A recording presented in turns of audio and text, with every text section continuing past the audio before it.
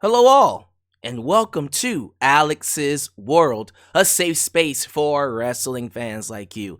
I'm your host, Alyx, just Alyx. No, this is not a live stream for Friday Night SmackDown, live in Barcelona. Did I say that right? Barcelona, Spain. This was on March 14th, 2025. I am dealing with a lot. Personally, also, I'm coming down with some kind of a sickness. I'm just going to have to use this weekend, perhaps the next few days, to get over it. Hopefully I'll be okay for Monday so we can go live for Monday Night Raw. I'll let you know how I'm feeling through social media, so just follow me on all my socials for updates.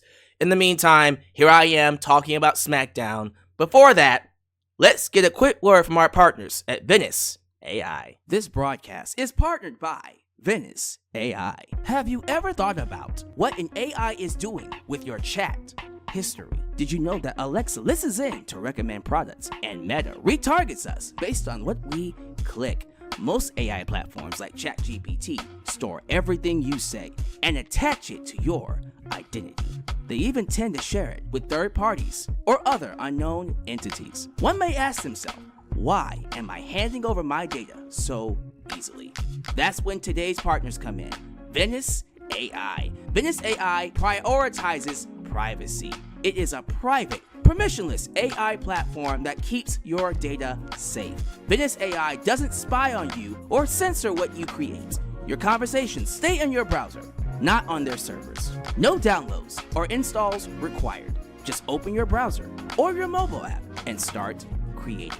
Whether it's brainstorming video ideas or designing thumbnails for your next YouTube video, it even gives you the ability to use different AI models for different results. Venice AI also lets you upload PDFs for summaries and even allows you to tweak how the AI responds. It's all about giving you privacy and flexibility. So if you're ready to level up your experience and keep your privacy intact, you can sign up using my link, venice.ai/Alyx, to get 20% off its pro plan. So don't miss out. Level up your AI experience with Venice AI today. All right, guys, let's get right to it. First three topics I want to hit up. Well, actually two, but one of them is about two people. Let's get to the first one. Lillian Garcia has announced on social media that she is leaving as the full-time SmackDown ring announcer. She will only be doing Saturday Night's main event, which is happening 4 times a year. That's the only time you'll be seeing her. As of right now, there is no replacement. It was good having her back for that short period of time. I had a feeling she was not going to be long-term. But nostalgia hit. It was good to have her. Let's get someone else in there. Now, my prediction is that Mike Rome will return to the forefront here. Maybe they'll bring in someone else. I miss Samantha. I miss Samantha Irvin. But it's looking like Samantha might be signing with AEW soon. And I mean really soon. Nothing wrong with that. But man, I miss her. She brought a whole new energy that is not replicable to the shows. But it is okay. It is what it is. They'll have to move on. You can't have it all. You can't have it all. So thank you, Lillian Garcia. Always a pleasure. Looking forward to seeing her on Saturday Night's main event. And if they do Evolution, she should be there for that. That's just my opinion. The other two news items. We got some teasers. The first teaser I saw was from Rey Fenix, a silhouette doing the whole, I don't know what that is, when you're a sailor, you're scourging the horizons and stuff like that.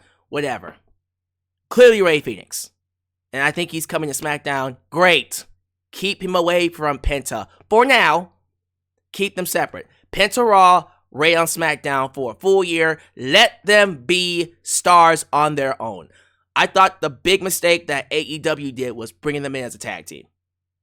We didn't explore them as singles competitors first.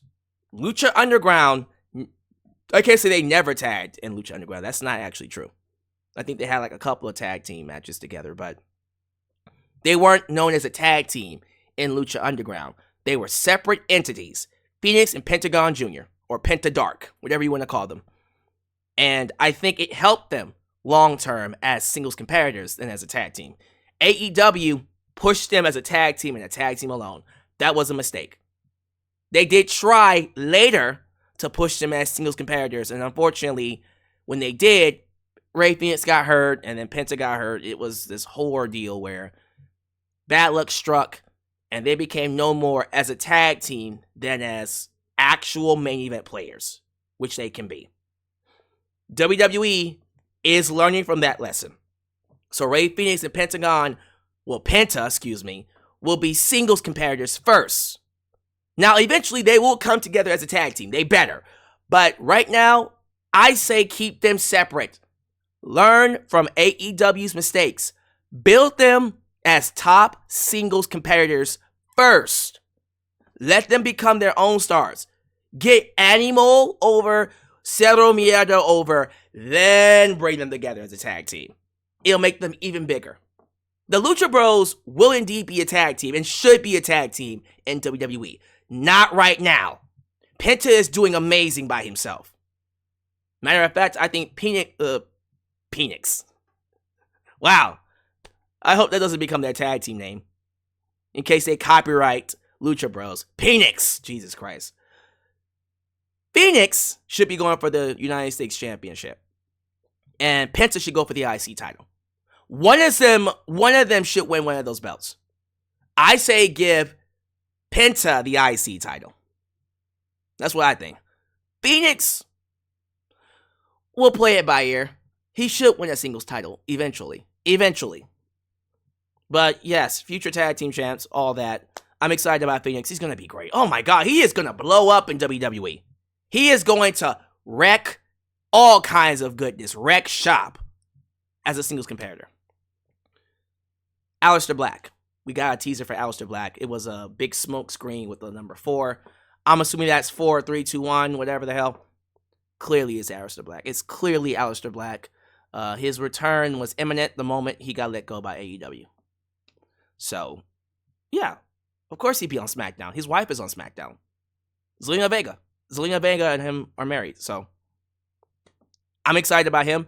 I think as the landscape continues to shape due to certain talents coming back and certain talents coming up from NXT, yeah, SmackDown feels right for him. And SmackDown needs all the stars that they can get right now because the 3 hours ain't working. The 3 hours is killing this show. Now, this show tonight was actually not that bad. I still felt the 3 hours. I still had to fast forward through some things. I'm just saying. But, yeah, I think Aleister Black on SmackDown is perfect. And then you can play up the storyline where Cody couldn't beat Aleister Black. Well, he beat him once, but Aleister Black has his number. That's a great feud to do for Cody after he loses the belt to the I was going to say The Rock. John Cena. The Rock's bottom. How about that? See what I did there? I didn't come up with that. That was Randy Orton. John Cena. There you go. John Cena is going to win the belt. He better win the belt at WrestleMania. Seriously. You better not give that belt back to Cody or have Cody retain like he's going to lose it and give it back to him. I'm sick, y'all. Deal with all the botches. It's happening. Cody retaining over John Cena would be the dumbest decision they can make. And that's coming from someone who didn't even like Cena for a good decade or so as a babyface. I won't call myself the biggest John Cena hater, but one of the biggest. I was anti-John Cena for the longest time, and here I am in 2025 begging them to give him the belt as a heel. So yes, Aleister Black versus Cody Rhodes would be a great feud to bring him back on, and I think it could elevate Aleister Black. Elevate him as a main event player. Please, because you need more. That's for sure.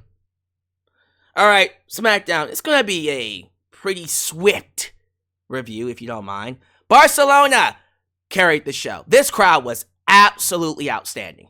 Like Belgium would be on Monday Night Raw. Anytime we go to these Euro crowds or these Euro shows outside of the USA, they're always amazing because they don't get them a lot. It's rare. So when they get them, the energy is, you can't describe it.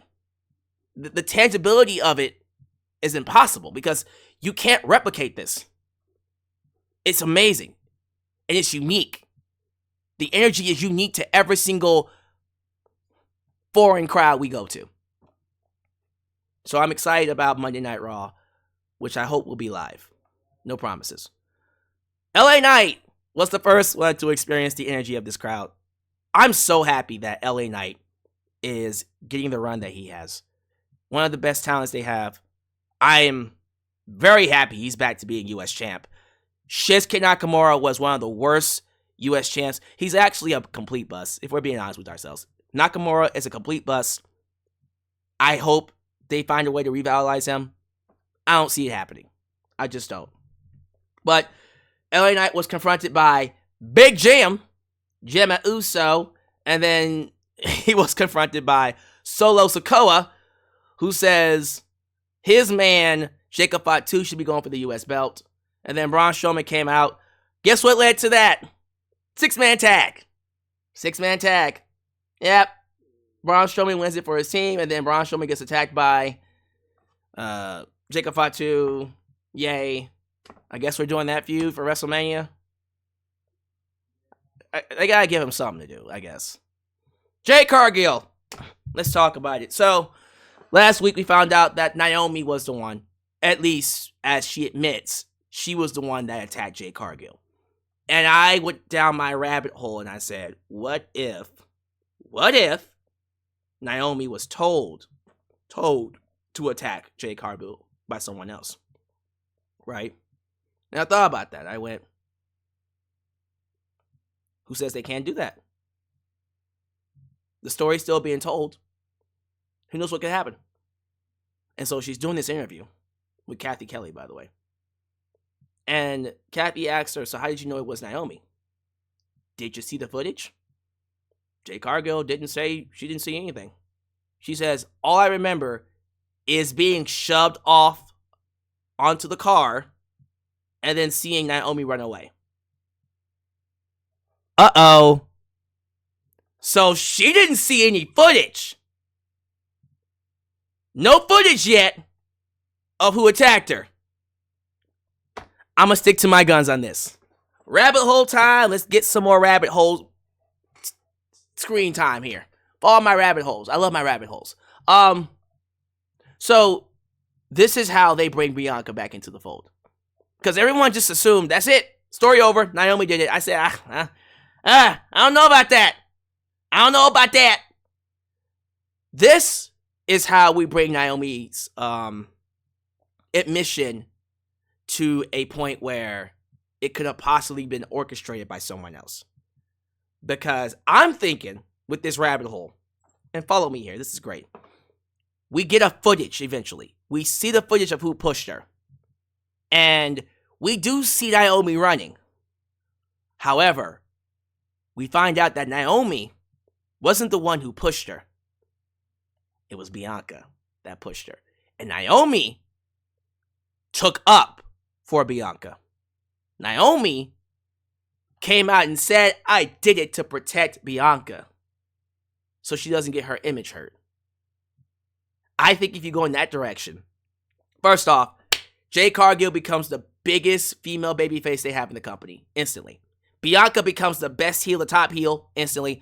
Naomi becomes a sympathetic heel. I'm assuming because she's going to support Bianca. Then later on, turn on Bianca to become a babyface too. I love this idea. I love the idea of, okay, Jade thinks it's Naomi. And then comes to find out it wasn't her. It was Bianca who pushed her. And Naomi took up for her friend. I know, maybe it's just Naomi. Y'all don't have any creative vision whatsoever. Okay, if it's Naomi, it's Naomi. I don't give a damn. I'm just trying to, in my head, come up with the best possible story that this can come up with. Who cares? If it's Naomi, whatever. I just feel like, how awesome would it be if it was Bianca? Like, they can't pass that up. They can't pass that up. I hope they don't. We'll see what happens. Liv Morgan shows up, and they apparently get into a shouting match, and then there's a match coming up next week. Cool. B-Fab got her ass whooped by Charlotte Flair. Woo! made her tap out to the figure 8. And then Tiffany. Tiffany Stratton went out there, whooped that ass, they brawled. They brawled all over the ring. And then Miz TV was on, and then they came back and brawled again. They came back out and brawled again. And then Tiffany did that amazing senton off the screen, the Tron. I don't know what you call that. The Titantron. She dove off the set. God damn it. And it looked amazing. Thank you for putting some more heat on this feud. I still think Charlotte's winning at WrestleMania, but dear God, I hope I'm wrong. So that was great. One of the best parts about the show. Miz TV. Cody Rhodes comes out.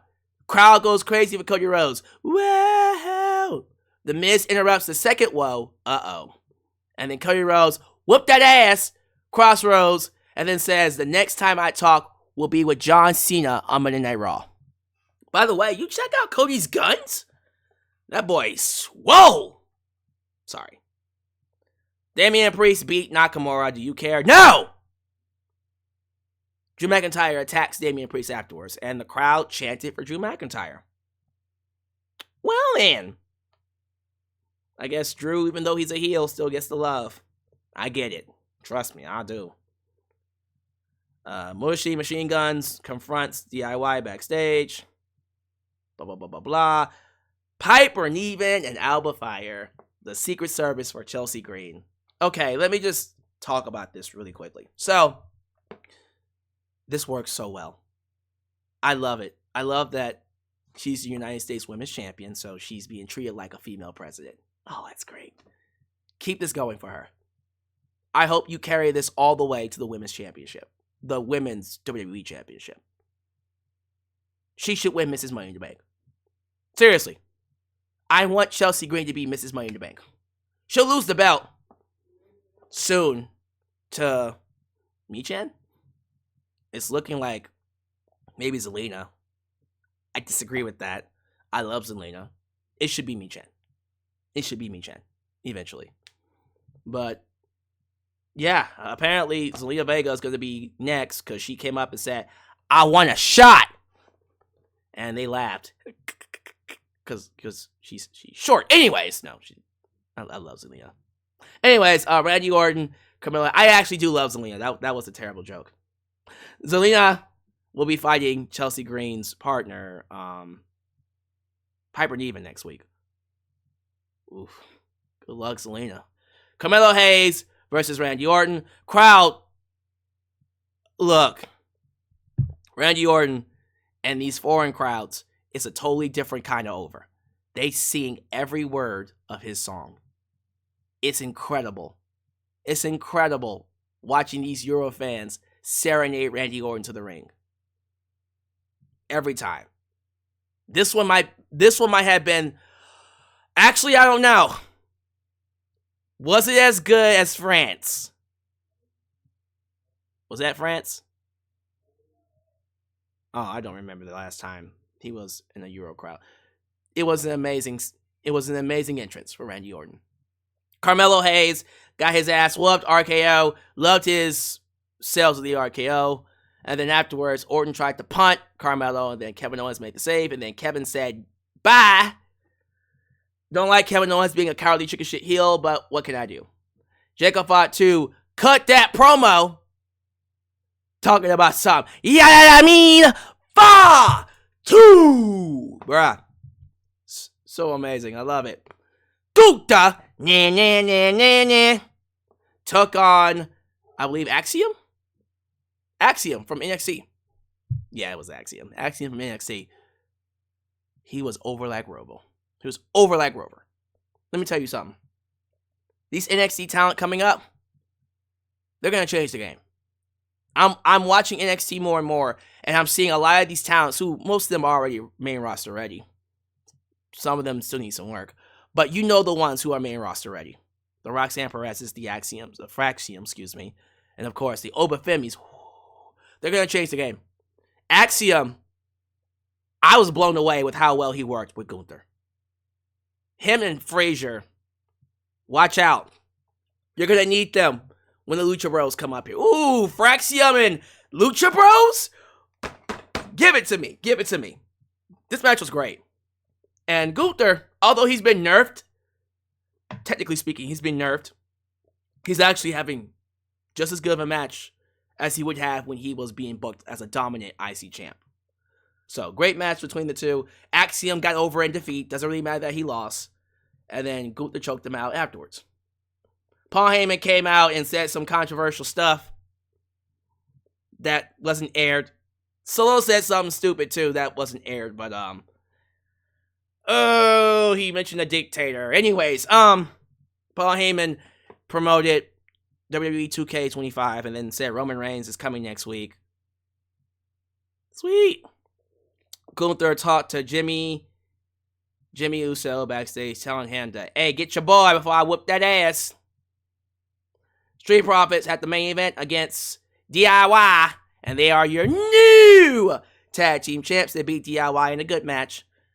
DIY,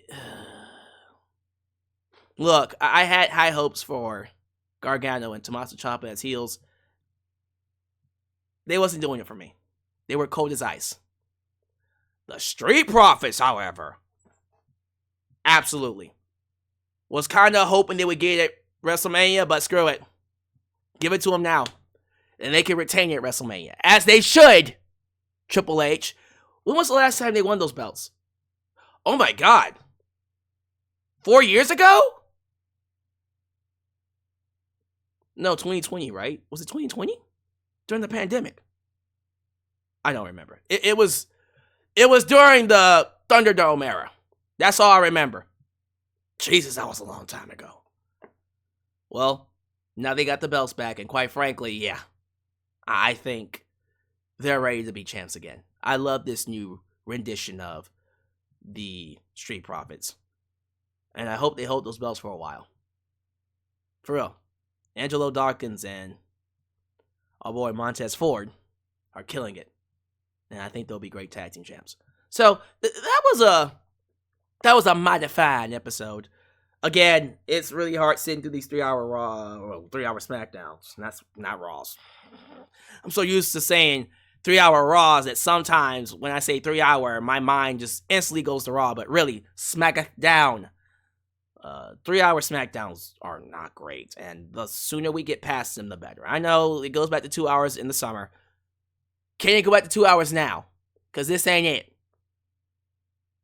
Thank y'all for watching. Do all the YouTube things. Like the video, subscribe, and click that bell to catch all my content when it comes out. Follow me on social media. Facebook, Twitter, Instagram, TikTok, Blue Sky.